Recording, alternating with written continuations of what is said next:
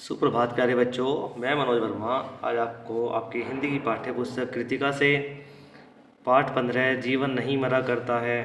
एक बहुत प्यारी कविता है गोपाल दास नीरज जी की, इसको पढ़ाने जा रहा हूँ। तो आइए इस कविता शुरू करने से पहले पढ़ लेते हैं इसके बारे में। हर व्यक्ति सफलता पाने की उम्मीद करता है और इसके लिए वह अथक प्रयास भी करता है। कई बार तो कुछ अलग करने की चाह और प्रबल प्रेरणा से वह अपने मुकाम के करीब भी पहुंच जाता है। मुकाम अर्थात मंजिल के करीब। लेकिन कठिन परिश्रम से घबराकर या विषम परिस्थितियों के कारण वह सफलता से वंचित रह जाता है और उसके वर्षों के सपने अधूरे रह जाते हैं। पर क्या असफल हो जाने के कारण सफलता पाने का प्रयास छोड़ देना चाहिए? नहीं, इस तरह निराश होना उचित नहीं है। असफलता जीवन का अंत नहीं है। हम जीवन की किसी घटना को गेंद मारकर नहीं रुक सकते, क्योंकि जीवन आगे बढ़ने के लिए है, रुकने के लिए नहीं। हमेशा सकारात्मक रहिए, असफलता को स्वीकार कीजिए और उससे सबक लेकर नए उत्साह के साथ आगे बढ़िए। और भी अधिक परिश्रम करके आपको आगे बढ़ना है अगर आप कभी जीवन में असफल हो जाए, लेकिन कभी भी निराश नहीं रहना है हमें। आइए पढ़ते हैं इस कविता में क्या क्या कहा है गोपाल दास नीरज जी ने। निराशावादी लोगों को किस तरह से उन्होंने आगे बढ़ने के लिए बोला है, कई अनेक इसमें उदाहरण दिए गए हैं। पढ़ते हैं। छिप छिप अश्रु बहाने वालों, मोती व्यर्थ लुटाने वालों, कुछ सपनों के मर जाने से जीवन नहीं मरा करता है। देखिए कितनी अच्छी बात गोपाल दास नीरज जी ने कही है। कवि कहते हैं कि यदि हमारे कुछ सपने टूट जाएं, कुछ सपने हमारे पूरे ना हो पाएँ, भले ही हमने बहुत मेहनत कर रखी हो, तो हमें छिप छिप कर अपने अश्रु नहीं बहाने चाहिए। ये अश्रु रूपी मोती, इन्हें व्यर्थ नहीं लुटाना चाहिए। अश्रु अर्थात आंसू, हमें अपने आंसू को व्यर्थ नहीं बहाना चाहिए। सपना क्या है नैन सेज पर सोया हुआ आँख का पानी, और टूटना है उसका ज्यों जागो कच्ची नींद जवानी। कवि कहते हैं सपना क्या है नयन सेज पर सोया हुआ आँख का पानी। नयन सेज अर्थात आँखों का बिस्तर, आँखों के बिस्तर पर सोया हुआ आँख का पानी अर्थात आंसू। सपना एक आंसू के मात्र एक आंसू के समान है। और टूटना है उसका ज्यों जागो कच्ची नींद जवानी, और उसका टूटना उसी प्रकार है जिस प्रकार जवानी में कच्ची नींद कोई जाग जाता है तो उस पर उसका कोई भी असर नहीं पड़ता। गीली उम्र बनाने वालों, डूबे बिना नहाने वालों, कुछ पानी के बह जाने से सावन नहीं मरा करता है। सावन में जब हर समय बारिश होती रहती है, अधिकतर बरसात चलती रहती है, तो उन्होंने कहा है कि कुछ पानी के बह जाने से कभी सावन पूरा नहीं मरा करता है।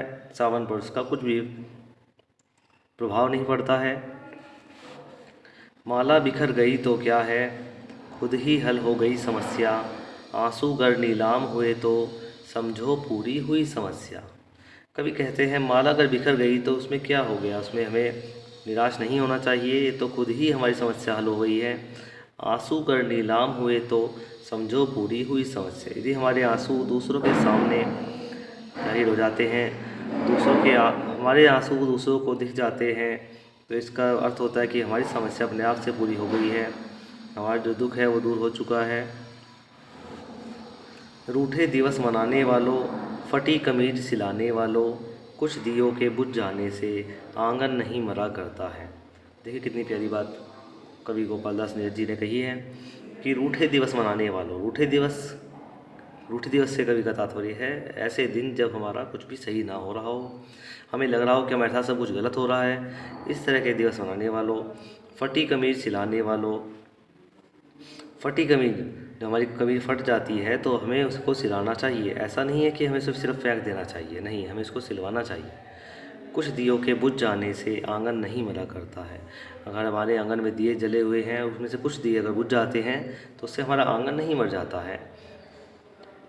खोता कुछ भी नहीं यहाँ पर, केवल जिल्द बदलती पोथी, जैसे रात उतार चांदनी पहने सुबह धूप की धोती। कवि कहते हैं कि खोता कुछ भी नहीं यहाँ पर कुछ भी नहीं खोता है, केवल जिल्द बदलती पोथी है। केवल पोथी पोथी किसे कहते हैं बच्चों? पुस्तक को पोथी कहा जाता है। जिल्द होता है पुस्तक पर चढ़ा हुआ कवर। तो जिस प्रकार पुस्तक अपना कवर पुस्तक पुरानी हो जाए या फट जाए तो उस पर कवर अगर बदल दें उसका तो वह सुंदर लगने लगती है। उसी प्रकार जैसे रात उतार चांदनी, रात अपनी चांदनी उतार कर पहने सुबह धूप की धोती, और सुबह को वो धूप की धोती पहन लेती है, अर्थात सुबह सूरज की किरणें उस पर चमचमा जाती हैं। आगे बढ़ते हैं।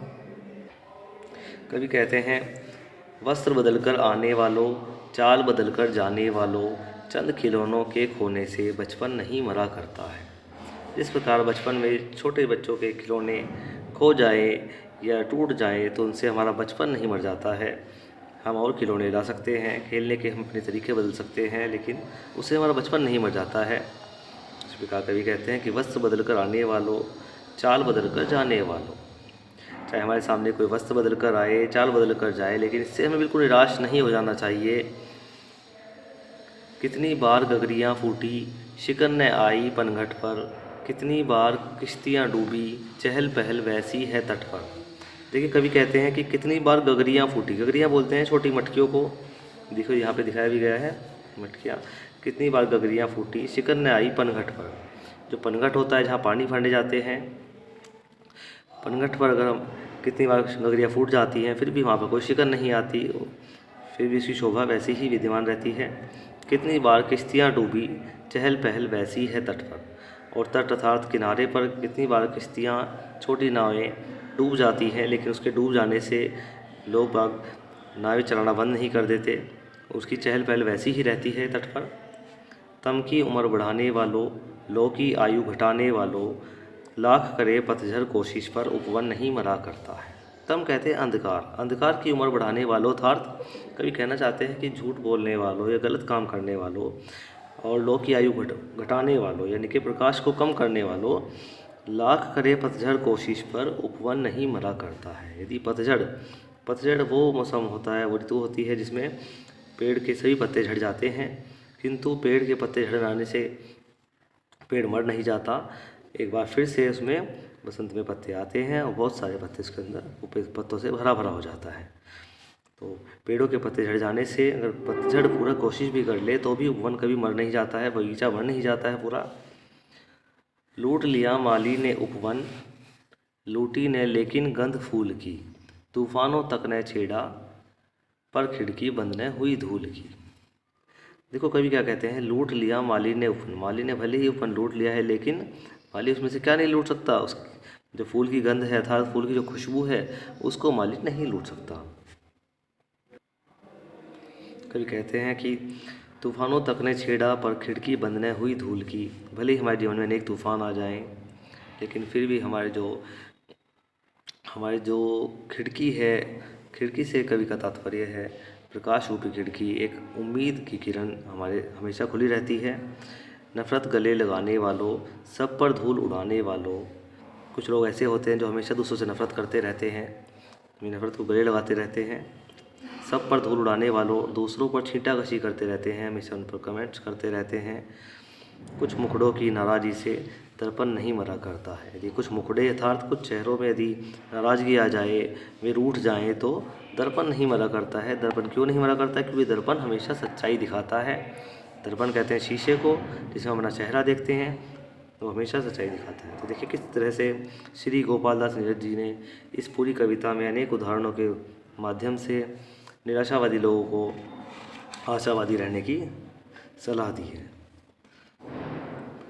तो आज की कविता में इतना ही। धन्यवाद।